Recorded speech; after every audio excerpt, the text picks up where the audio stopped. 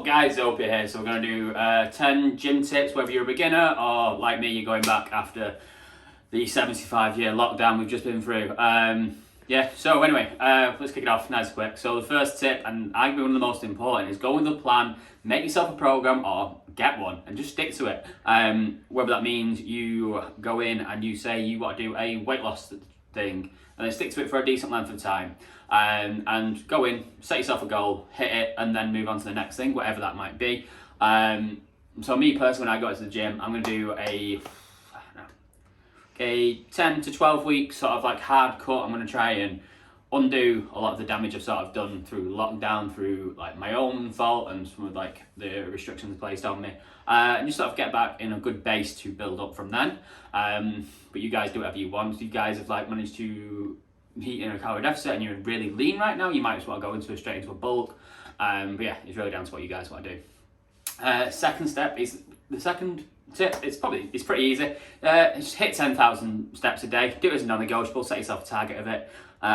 It's really easy when you actually do it. So you like, I get up in the morning and go for a walk, and I can easily bang out 8,000. But I think about it. Sometimes we've got a longer walk. I'd be hitting 12,000 before we even hit dinner time. It's not a massive ask, and it's pretty easy to do, especially if you guys work office jobs and you sat down a lot. It might be a good one for you to hit. Number 3 is stick to a nutrition plan. So the general rule of thumb, you sort of want to have like 1 gram of protein per pound of body weight. If you're particularly like big, like overweight big, you might want to drop that down to like 0.7. And then if you're like god tier muscly, you might even stretch up to like 1.2 maybe. I think if you go anywhere past 1.5, I think you're sort of wasting money. But yeah, sort of aim for that. But yeah, 1 gram should do you just fine, especially if you aren't off the old tits on juicy supplements. Number 4, again, is about supplements. Don't go buying them all. Supplements are supplements. So the supplements that I use whey protein, which I don't take every day, creatine, which I do take every day, and then a multivitamin, just to make sure I hit sort of my thing, like hitting all my stuff, because you probably can get all your vitamins from just your diet usually, but you think the wide range device. What was that? Your wide like range of like fruits and veg you'd have to get in your diet to sort of make sure you hit it. Might be a bit weird and a bit awkward, and might get a little bit expensive. So I stick to a multivitamin, and I'll try and hit a bit of fruit, bit of veg in every meal, and you'll be golden.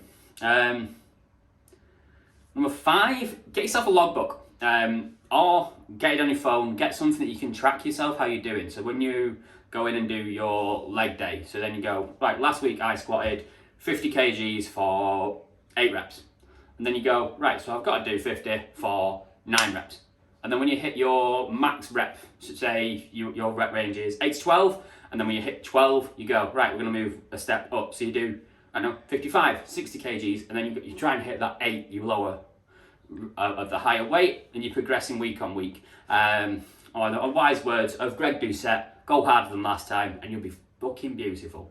Number 6 is take your time, build up. So even though we are pushing ourselves every week, we're not going from 50 kgs to 120 the week after. We're making sure we build up slowly, and our muscles can adapt and grow without absolutely destroying ourselves and leaving ourselves in a bad way for our next training session. We want to break the muscle down a lot. We don't want to destroy it. We want to make sure that we can grow, reduce injuries. We've all seen guys with, or if not, search for like torn biceps, torn pecs. Like, they look bad. Their bruising is like, especially a pec, it's like all of your chest and down whatever arm. It looks bad, so let's make sure we build up slow and do good. So number 7, that's 7. Don't worry about everyone else in the gym. No one cares about what you're doing in the gym. Everyone's there for themselves. So if you go in, you're a big fat guy, and you think everyone's looking at you, they're probably not. They're too busy looking at themselves in the mirror. Where everyone in the gym is being vain as possible. We're in there to look good. When I went in, I first went in, I was a bit nervous about that, because I'm still not slender. You worry about people thinking like, oh, maybe I'm not lifting enough, or maybe people are judging you for your form. They're usually not, and the people who are just dicks and they don't matter. You know, there's guys in there that make it their entire life to like look at that guy's form. Chances are they're either, you know, lifting less than you and are trying to justify that, or they're just knobheads and they've got no mates. So yeah, don't worry about it, focus on yourself. Number 8, focus on your form over your weight. Make sure you're doing the exercises right. There's about 1 million videos on YouTube for every possible exercise you can think of, even ones that have just been invented on TikTok last week. There's 1 million videos teaching you how to do them. So, you know, if you are going and do a squat, make sure you're doing a squat. Make sure you're not just going. Make sure you're actually going down. You're hitting all the muscles in the movement, especially on your bigger compound movements. You know, like if you're doing a deadlift, make sure you're doing that right. 'Cause if you do that with a big arch back, you're going to be in a lot of pain the next day, and you're probably going to be paying for a physio, and they ain't cheap. Number 9, be consistent with everything. Keep going. So see, if you say you're going to go 4 times a week, go 4 times a week and stick to it. So, you know, and then make sure your routine's planned around it.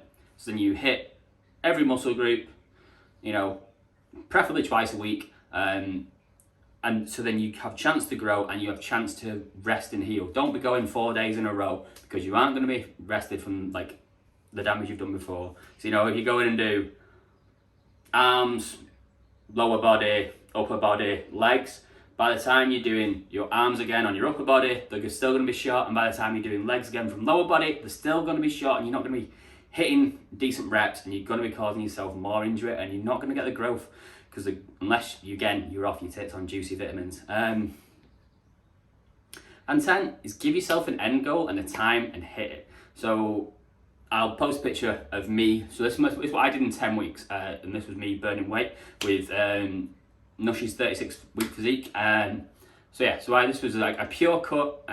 So my calorie deficit was down, like huge, and it looks great. And it gave me the confidence after this to feel good about building back up muscle. So I'm probably going to do something slightly similar to this when I go back, but incorporate some of the stuff I've learned, some of the stuff I've been reading about. I've really spent a lot of time focusing on stuff, and as you progress you do learn loads. It's insane how much you start thinking about it once you get into it. Certainly myself, I ended up going down some like university level reading. And if you build a bonus tip, take progress pictures. Like, the honest is a huge motivation. So I wouldn't have realized how much difference was made between my week 1 and then my week 10 without looking at the picture, because I knew I'd lost something because the scales told me so, but like visually, like in my waist and my back, it's like insanely different. And then we'll post a picture of me when I was like towards the end of my bulk.